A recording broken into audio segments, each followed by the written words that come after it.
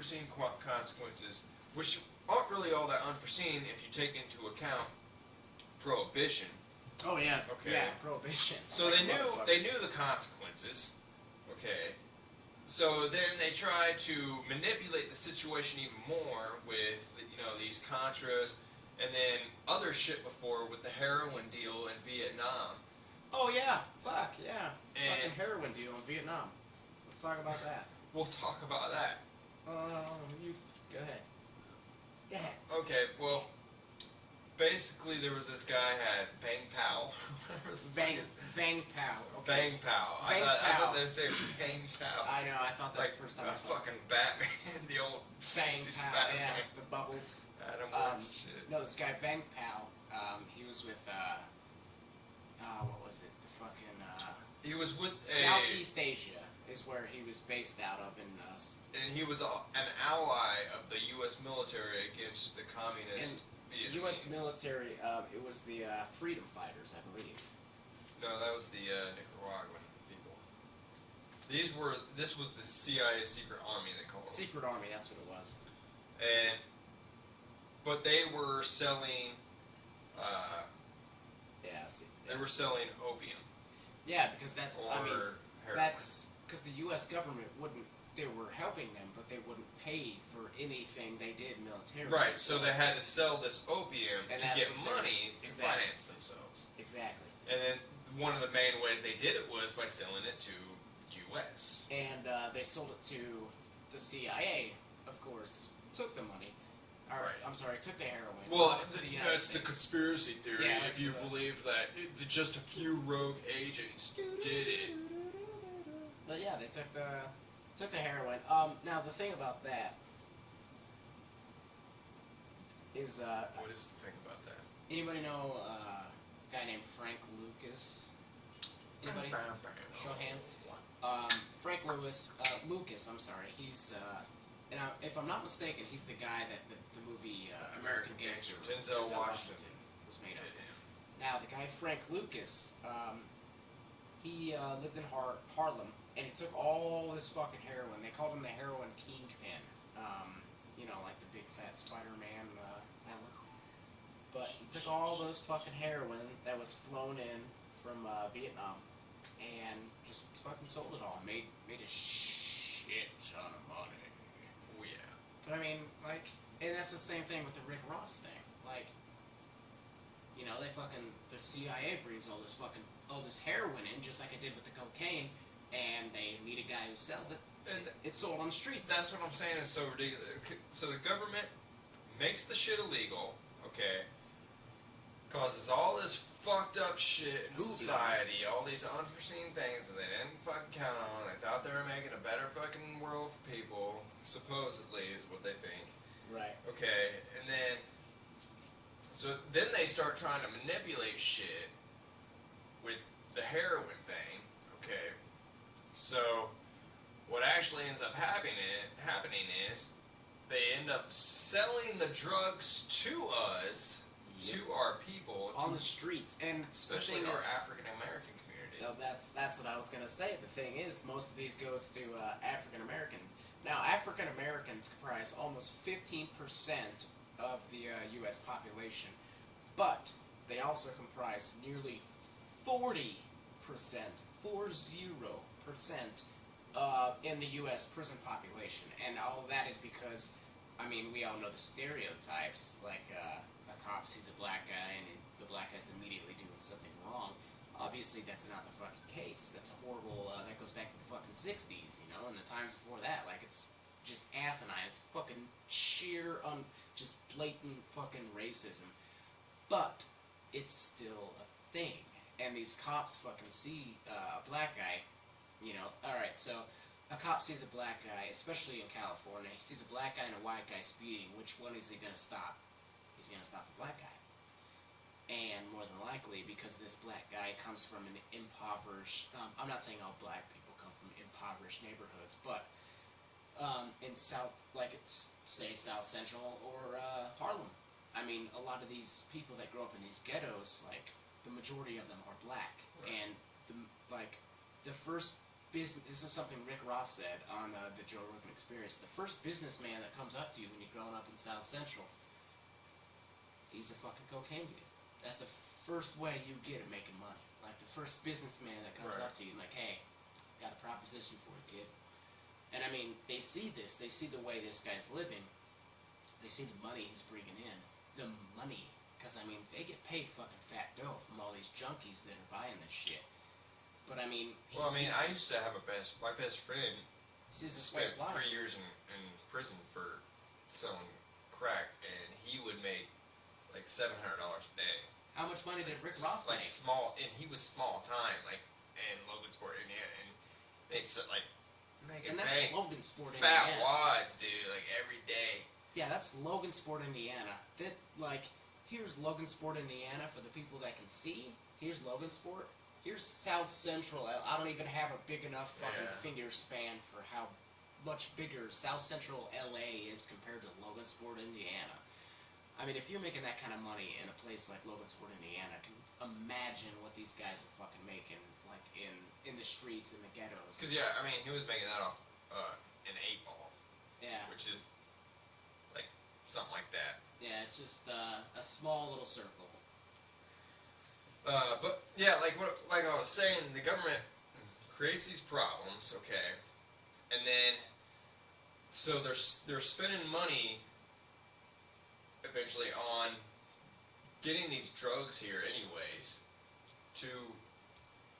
or transporting them, helping them transport them, because they ended up using our airplanes Well, another thing too. to get to the country.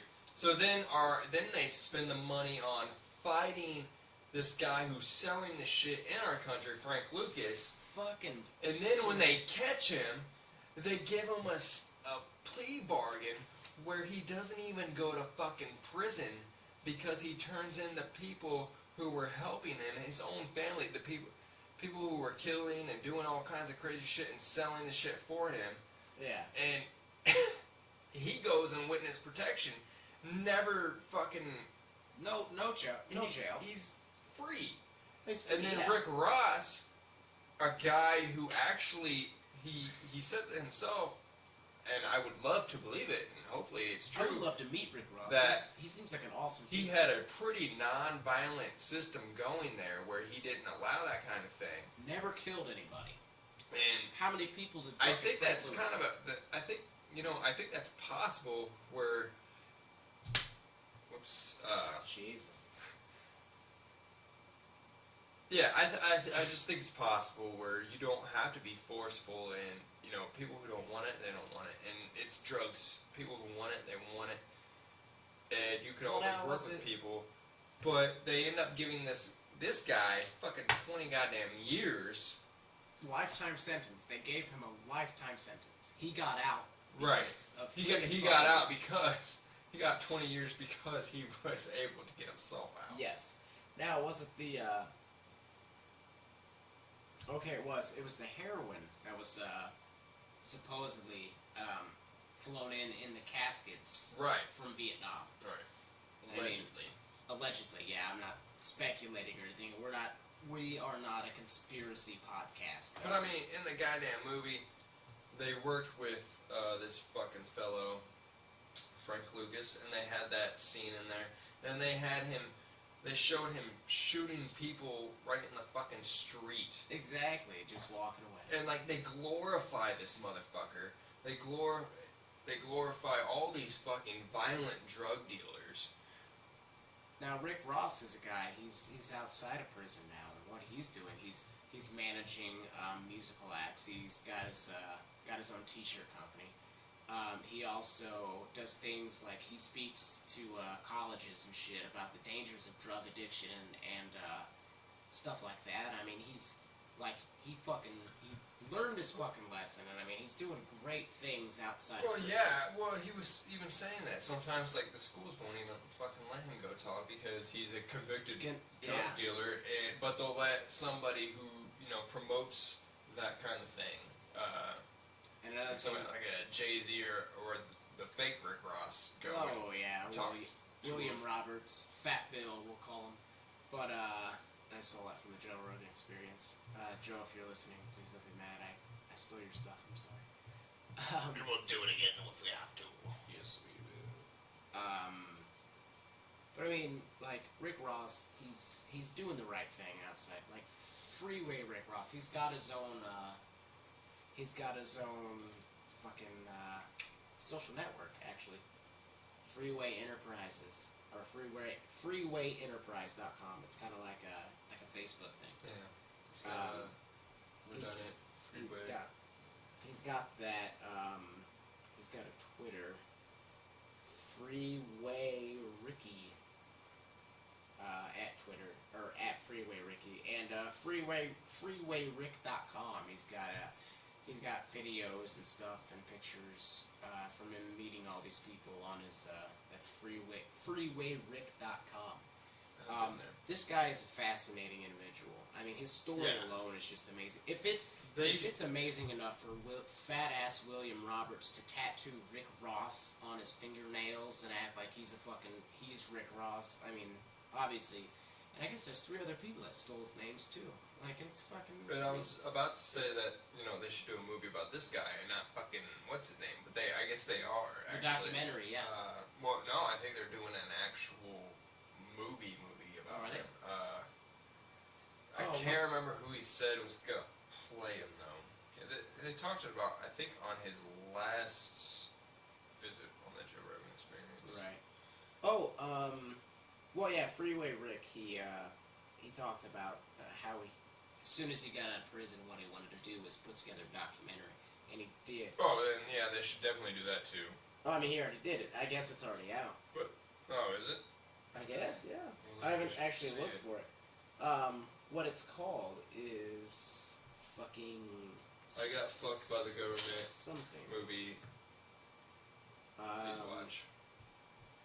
Jesus Christ! I wrote this motherfucker down. Have you ever heard of he's reading this right now from his Beautiful Mind notes. Yeah, like a Beautiful Mind. Shout out to Russell Crowe and his drunken ass. I love Russell Crowe. I'm not gonna lie. Anyway, what is this motherfucker? Jeez, I could read this shit when I was Cracking the System. Okay, the name of the documentary is Cracking the System, and this is how basically his story. I don't know if it's a whole cracking the system. Well, crack is the system. Well, crack is a word. I know. I cracking the system. Yeah, it does sound like crack in the system, and it very well could be crack in the system. No, it's not. That's 1994. Anyway, just fucking Google Freeway Rick. And I'm looking for this on documentary. YouTube, so I'm looking for the free We version. will post some sort of. Crack in the system. Is it? There's 3 minutes of it. Why don't I Google Stand this up, shit? that's it. Yeah, that's what I just said. No, you said you told them to. Well, I figured you would have listened to me. Another thing, privatized prison systems. These are prison systems, like prisons they're owned by one individual person. The thing about that is, like, all the money that goes into these prisons goes into those motherfuckers' pockets. They're paid more if they are overfilled with prisoners. They get, like, I think it's like double the amount of money if they get, like, the more prisoners they get. Right. So, But I mean, you get all these people with drug offenses, like, of course they're going to be sent into prison for, a ridiculous amount of cracking years. the system. And they get paid more because they keep these motherfuckers in prison. Okay, but the thing is about that. Privately owned prisons, I don't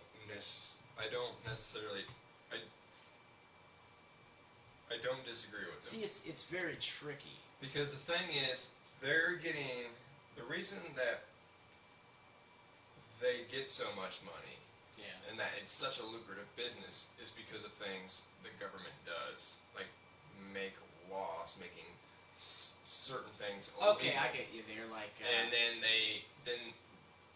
the government pays them to fucking use our tax dollars to lock these fucking people up well, another who thing shouldn't too, even be locked up. the cops. The cops that fucking pull these people over, they get paid more for drug offenses, for arresting somebody for a drug offense as opposed to a murder charge. That's why not a lot of fucking. There's a staggering amount of murders that go unsolved in California Right. alone, and it's because of that simple fact. Because a lot of departments, they get certain incentives if they catch somebody via the war on drugs, if they catch somebody with drugs as opposed to murder charges. See, the hard truth for people to understand is that, private industry is not all that horrible. It's made horrible By the government. by certain influences that they can get from the government. Because everybody knows that the government is all powerful and mighty.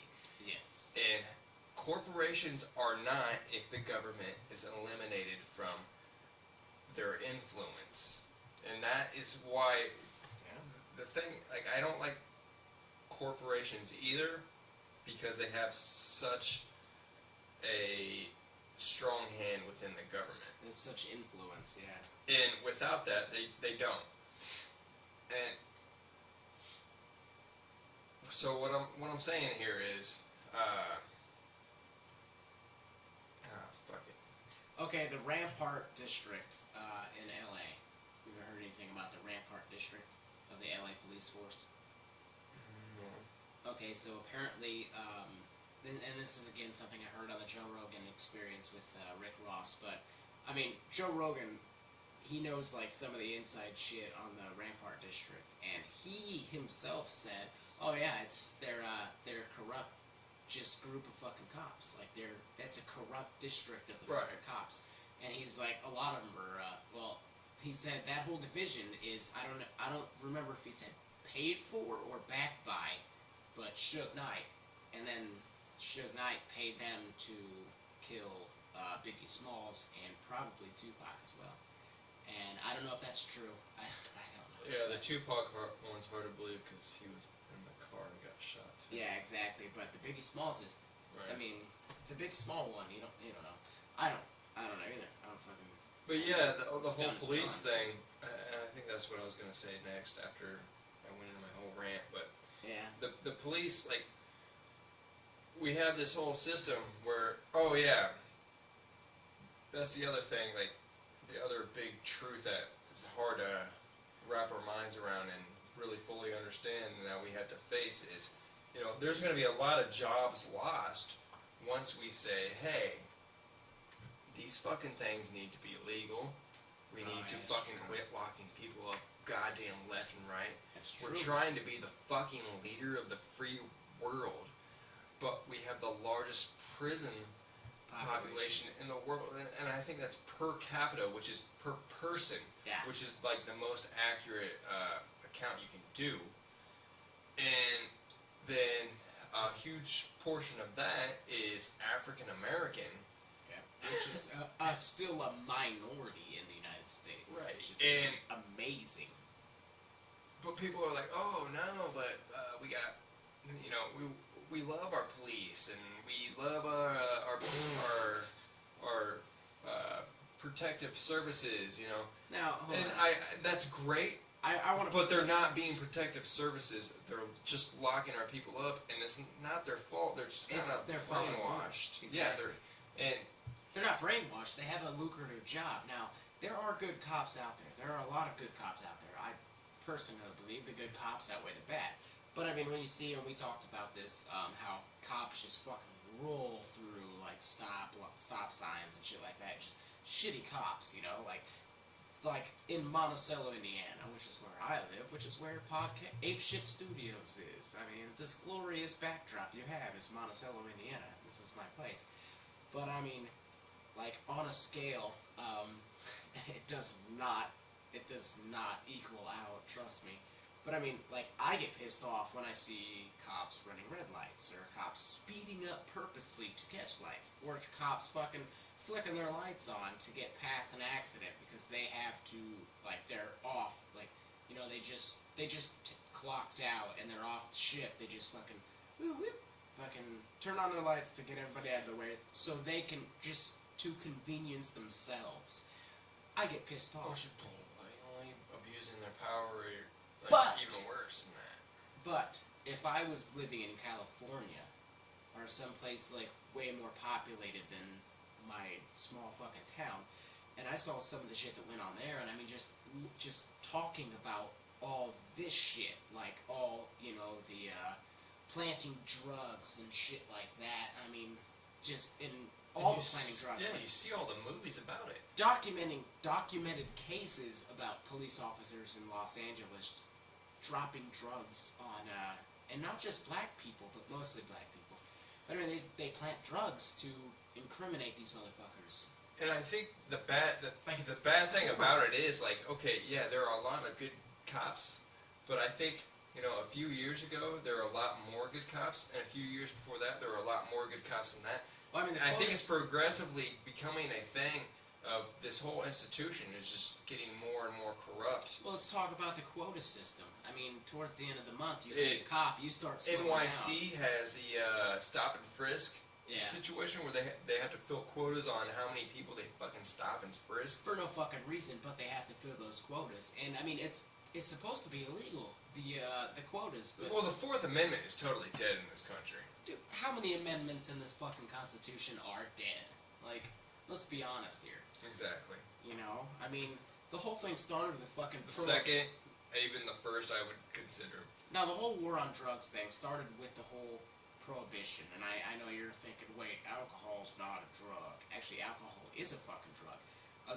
The legitimate war on drugs didn't start then. It started with Richard Nixon, but the whole thing started with fucking prohibition. Now, they started that because the Irish immigrants, and I think there were other like Italian immigrants that were coming into the United States, and these people were known as, like, you know, drunks and blowhards. They fucking just